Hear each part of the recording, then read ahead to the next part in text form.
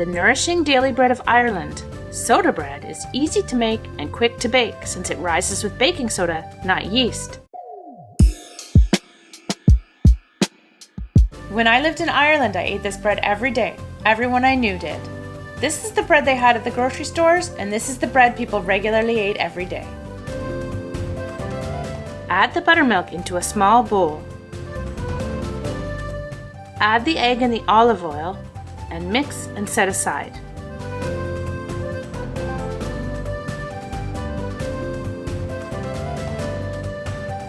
In a larger bowl, sift the all-purpose flour.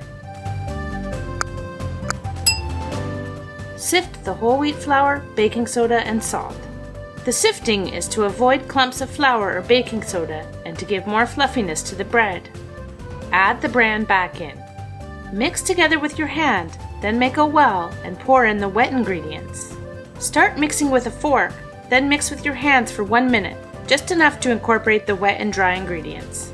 Don't over-knead.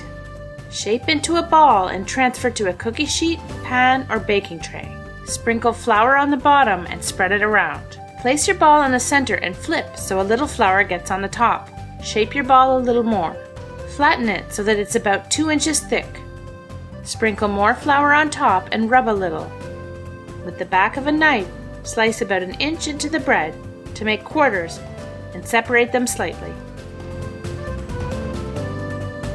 Bake for 35 to 40 minutes.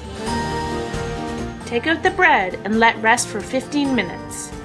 This recipe is adapted from a soda bread recipe on Irish Coffee Shop Recipes YouTube channel. Slice the rustic hearty bread you've made and enjoy a little taste of Ireland.